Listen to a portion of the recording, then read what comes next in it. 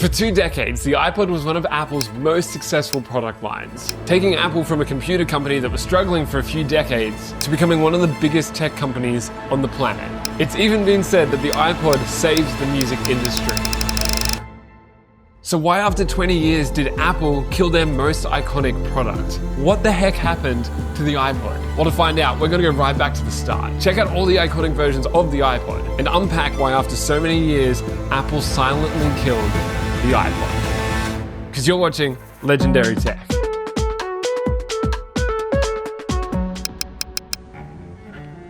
So let's look at portable music. Let's look at the landscape. These are the 4 choices for portable music right now. And we are introducing a product today that takes us exactly there. And that product is called iPod. Now, before we can get to this moment of Steve Jobs announcing the iPod, we have to go back a little. See, by the time the iPod was released, the MP3 player, or the portable digital music device, wasn't a totally new concept. A couple of notable mentions from the late 90s was the PMP300, and of course Sony's digital Walkman. But both these devices were, let's just say, lacking. The PMP300 was it didn't look right. And Sony's digital Walkman had a bunch of issues with confusing formats and DRM protection problems, which is honestly a bit of a shame because Sony had a massive manufacturing unit as well as a massive music label. And if anyone should have made the iPod first, it should have been Sony. But in general, the idea of an MP3 player was so far off the horizon, and no one had yet been able to make it a mass consumer device. That was until Tony Fadell entered the scene. As human beings, we get used to everyday things really fast. It's my job to see those everyday things, to feel them, and try to improve upon them. Michigan-born designer and engineer, Tony Fadell started his career at General Magic, an Apple spin-off, where he worked on creating, you guessed it, handheld devices. He later joined tech giant Philips to co-found their mobile computing group. But Tony had a vision. He wanted to create a better MP3 player. One that was way smaller and user-friendly, one that people would actually want to use. But his idea, which is kind of hard to believe, was rejected by Philips and a bunch of other companies. And the idea for an actually good MP3 player was starting to become a distant dream. That was until Apple showed up. Steve Jobs had recently returned to Apple in the late 90s as their CEO, and the company saw crazy success with the iMac, a new computer of the future, and kind of brought Apple back from the dead. At the time, Apple were pushing this digital hub strategy, this idea that everything you did in life could be linked to a digital hub. And Steve Jobs and the Apple team saw their opportunity to create a great portable digital music device. So Apple contracted Tony Fadell to work on a new project, codename Dulcimer. Bro, I need to work on something that I can give a sick code name to. Dang.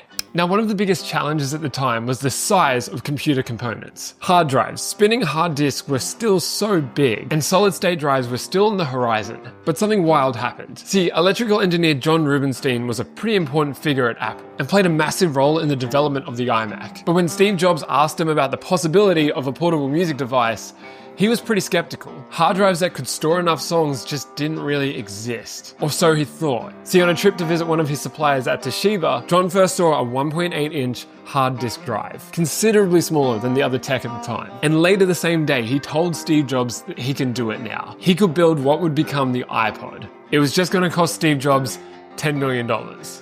Spare change. So with the assistance of Tony Fadell, what would become the iPod division was born, with the goal to create a super sleek, portable, and consumer-friendly MP3 player. But there were a few problems. The hard drive was pretty delicate, and the battery life was a huge concern. Plus, how would users navigate all their songs? Touchscreens were still a little bit away. And understandably, there was even some skepticism at Apple. Would this be a viable product? Would people even buy something like this? But on top of all of that, Steve Jobs wanted this product made as soon as possible. He saw the rise of piracy and all the complexities that come with that as something that he could solve, and he wanted to solve it ASAP. And with Apple's engineers primarily focused on the iMac's development, they were going to need more hands on deck. I love a good boat reference. Let's go. So Tony and Apple outsourced some of the development to Portal Player, a company that had been working on its own MP3 player. And within a few months, I'm talking like 8 months, Apple had a working prototype of what would become the iPod. 8 months, that's insane. But this crazy domino of events all led to October 23rd, 2001. And that product is called iPod. There it is, right there. The iPod, inspired by 2001: A Space Odyssey, was unlike anything anyone had seen. This sleek device with a minimal design could hold up to 1,000 songs in your pocket. To have your whole music library with you at all times is a quantum leap in listening to music. Using Firewire for connectivity, users could transfer their songs, their music onto this little device to take with them everywhere. With a quality as good as CD, Apple had once again, like the iMac, seen a gap in the market and sent it. But the iPod's most iconic feature, well, that would be the scroll wheel. The iPod still has to be one of the best looking devices. It was Johnny Ive's design principles and team that made the iPod look so timeless and iconic from day one. The big design story is clearly the interface, and I think the simplicity of the buttons and of the jog wheel to clearly belie how powerful, how effective the interface truly is. Can we just have a look at this? Because I haven't really seen. Let's have a look. Just tell us what it does. It's very beautiful. Basically, it does two things. It plays MP3 tracks, and you can store 1,000 of those, so that's kind of 100 hours of music. See, I was only 5 years old when the iPod was announced, so I don't really remember much from that time. But what I do remember are those insane iPod commercials. You know which ones I'm talking about. The white silhouette with the colored background and people dancing like crazy. These commercials defined so much of my childhood. Some of those songs became my favorite songs. It just blew my mind that you could do so much with a single input. But Apple didn't stop there with the iPod, because alongside the iPod, Apple announced iTunes, a single place to purchase music online. In our world right now, it seems super trivial, but back then the music industry was getting destroyed by piracy. Thanks to the internet, torrenting music became super easy, and record labels were scrambling for a way to sell music online. But no one had really done it well, so Steve Jobs went on a mission. He and his team were determined to sign deals with every major label that would allow them to sell their artists' music on iTunes.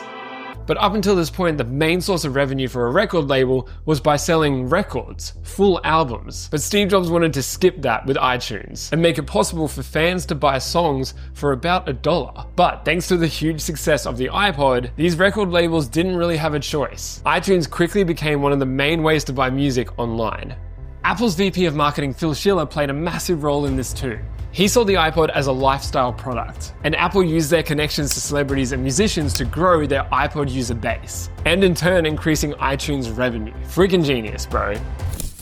Yo, by the way, if you're anything like me and you're addicted to that nostalgic feeling that old tech gives you, hit subscribe. We're so close to hitting 200,000 legends, and these videos only exist because of your support. So thanks for hitting subscribe. Now let's check out all the wild versions of the iPod.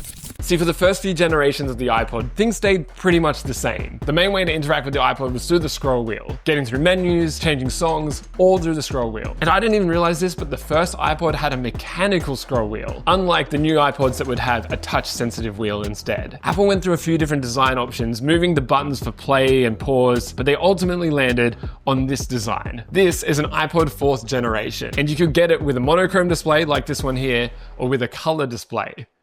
But in 2004, things started to get a little wild with the iPod generations. They announced the iPod mini, which as the name suggests was a smaller 4GB version of the iPod. But year after year, Apple kept adding different variations and generations of the iPod, including the iPod Shuffle in 2005, which was a screenless, super portable device. And if you're thinking, well, how did you choose the song?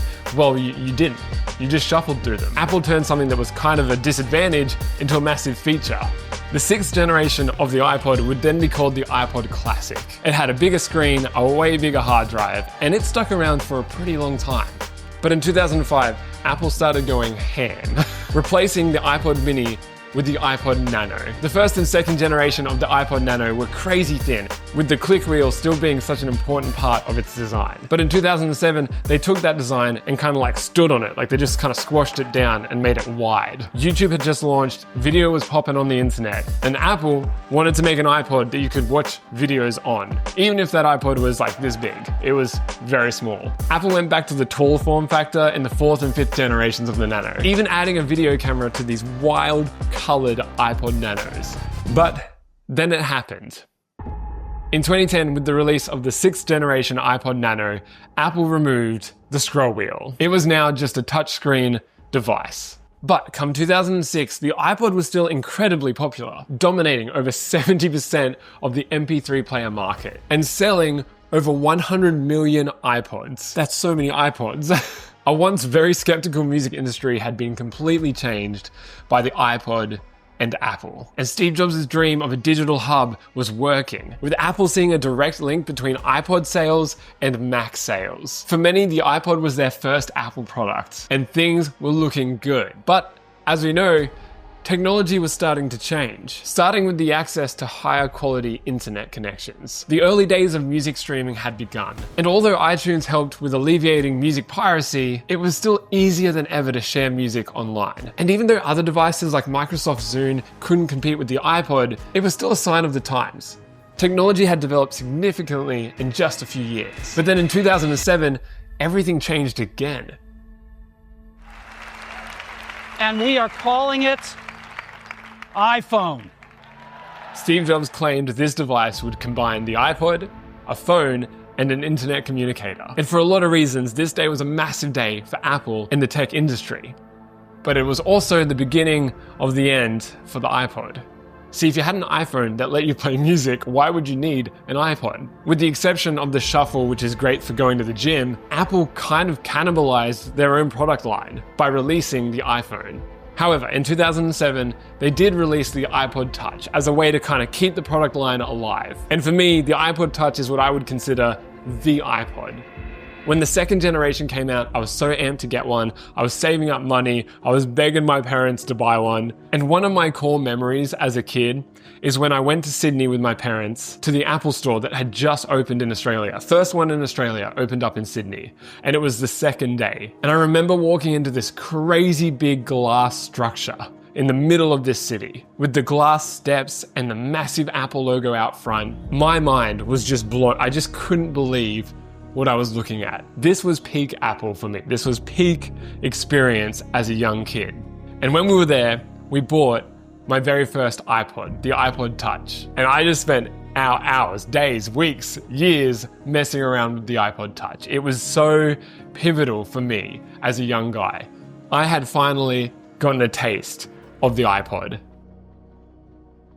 The iPhone was so monumental for the tech industry that the iPod really didn't stand a chance. In 2014, Apple quietly discontinued the iPod Classic, the quintessential iPod. And around the same time, streaming services were really taking off. iTunes, which was such a massive way of buying and purchasing music, was kind of losing steam. And Apple in general just kind of stopped talking about the iPod. There was a new kid on the block. In 2017, Apple also decided to discontinue the Shuffle and the Nano, two iPods that still kind of stood on their own. There was still a decent enough reason to have an iPod like the Shuffle, but obviously not enough reason for Apple to keep the product alive. And in 2022, Apple killed the iPod Touch. No warning, no celebration. With a simple press release, Apple ended the entire iPod product line. Biggest thing about iPod is it holds 1,000 songs. Now, this is a quantum leap because for most people, it's their entire music library. 20 years of incredible design and technology done like that. See, most of us know the end of the story. Apple Music would eventually replace iTunes. Streaming just became way more convenient. And Steve Jobs' vision of an iPod, an internet communicator, and a phone came true. But it all started with the iPod. It was the first step to completely changing how everyone would listen to music. A pretty epic first step. This might make me sound super old, but it's kind of crazy to think that there's people out there who never had the experience of listening to music on a CD or a cassette. And even crazier, there's people out there who've never listened to music on an iPod. But even to this day, the iPod may be gone, but there's a little part of it, a little piece of it in every single Apple product. And that is pretty legendary.